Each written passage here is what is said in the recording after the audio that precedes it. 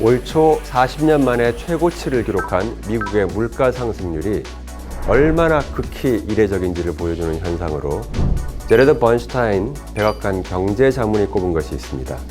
바로 중고차 가격입니다. 미국을 비롯해 전 세계를 강타하고 있는 인플레이션과 중고차 사이에는 어떤 관계가 있는 것일까요? 확실한 건 지금의 인플레이션 현상이 최근 러시아의 우크라이나 침공 사태를 맞아 가속화되고 오래갈 가능성이 더 높아졌다는 사실입니다.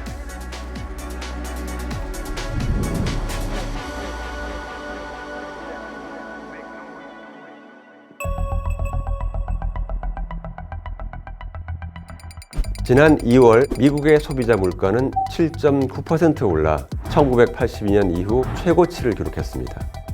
같은 달 유로존의 물가 상승률 역시 5.8%로 관련 통계를 처음 집계한 1997년 이래 최고치를 경신했습니다. 우리나라도 최근 5달 연속으로 물가 상승률 3%대를 기록하는 등 전 세계가 동시다발적인 인플레이션으로 몸살을 앓고 있습니다. 인플레이션을 가장 먼저 부추긴 건 코로나 바이러스입니다.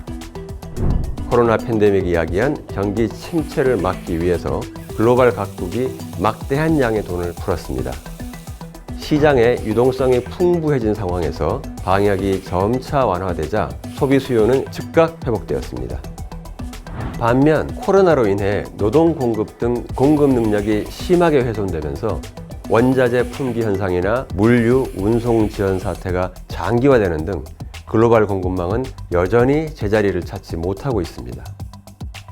코로나발 수급 불균형을 보여주는 전형적인 사례가 바로 중고차 가격입니다.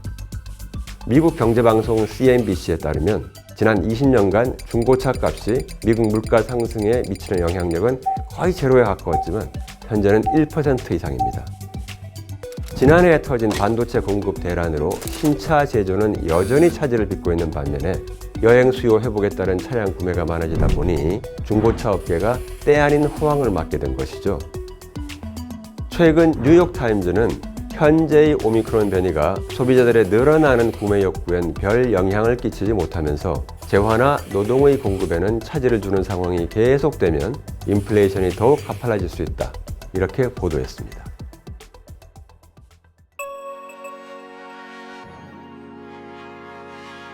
코로나가 야기한 수급 불균형에 더해 글로벌 인플레이션을 더욱 악화시키는 건 러시아의 우크라이나 침공입니다. 세계 11위의 경제 대국인 러시아는 유럽의 5대 교역국 중 하나로 유럽이 수입하는 원유의 27%, 가스의 41%를 담당하고 있습니다. 유럽이 러시아에서 수입하는 가스 공급량 중 30%가량이 우크라이나 파이프라인을 거치고 있어서 두 나라 간 전쟁은 유가를 비롯한 원자재 시장의 치명적인 리스크 요인으로 작용하고 있습니다. 또한 러시아와 우크라이나는 전 세계 밀 수출량의 30%를 차지하는 등 글로벌 곡물 창고 역할도 해왔는데요. 두 지역의 지정학적 리스크로 밀, 옥수수와 같은 주요 곡물 가격이 폭등하면서 이른바 에그플레이션 우려도 커진 상황입니다. 러시아와 우크라이나가 반도체 제조 과정에서 핵심 소재로 쓰이는 네온가스, 팔라듐의 핵심 생산국인 점도 부담입니다. 이번 전쟁으로 지난해 겪은 반도체의 공급 대란 사태가 재현될 수 있다는 우려가 나오고 있습니다.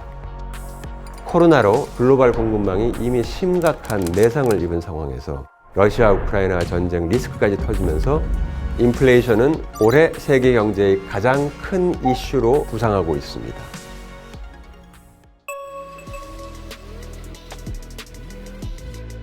최근 미국의 중앙은행 격인 연방준비제도는 3년여 만에 처음으로 기준금리를 인상하면서 올해 자국 인플레이션 전망치를 2.7%에서 4.1%로 1.4%포인트나 높여 잡았습니다. 코로나 방역 완화에 따른 수요의 급격한 회복과 이를 감당하지 못하는 글로벌 공급망의 병목 현상, 러시아 우크라이나 전쟁 리스크, 게다가 미중 전략 경쟁, 기후변화 대응, 디지털라이제이션 등 구조적 대전환이 가져오는 공급망의 재조정과 불안정이 물가 불안을 부추기고 있습니다. 글로벌 인플레이션에 대한 우려가 본격적으로 촉발된 지난 1월 국제통화기금 IMF는 올해 세계 경제 성장률을 기존 대비 0.5%포인트 하향 조정했습니다. 오미크론 확산으로 경기 회복세는 기대치에 미치지 못할 것이라는 의미로 해석할 수 있는데요. 최근 우크라이나 전쟁은 올해 경기 회복세에 찬물을 끼얹고 있습니다. 이런 사정 탓에 물가 상승 속 경기 침체를 의미하는 이른바 S의 공포도 세계 경제에 짙게 들이운 상황입니다. 특히 유럽이 위험합니다.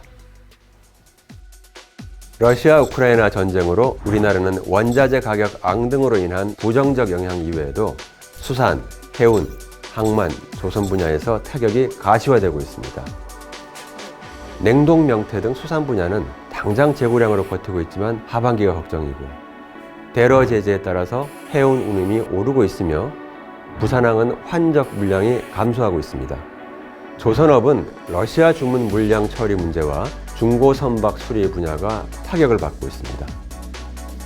전쟁이 예상보다 장기화될 가능성이 대두되면서 우리나라도 이에 대한 대비가 시급해 보입니다.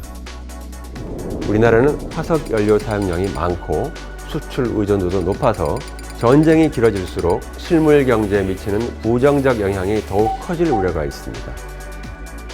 러시아의 루블화 가치 급락으로 환차손 등 피해가 예상되는 중소기업들을 선별 지원하는 식의 맞춤형 전략이 필요합니다. 통화정책을 정상화하는 과정에서도 재정을 통한 맞춤형 지원이 필요합니다. 나아가 중장기적인 관점에서 국가별, 지역별 무역 구조의 변화 가능성에 촉각을 세울 필요가 있습니다. 예컨대 유럽의 러시아 의존도는 약해지는 반면 러시아와 중국, 중앙아시아, 인도, 이란 간의 협력이 강화되면 지역 블록화가 심화되고 장기적으로는 다극 통화 체제가 도래할 가능성도 없지 않습니다. 지정학적, 지경학적 요인을 고려한 글로벌 통상 환경 변화에 선제적으로 대응해 나갈 필요가 있습니다. 평화로운 원형의 시대가 끝나가고 있습니다.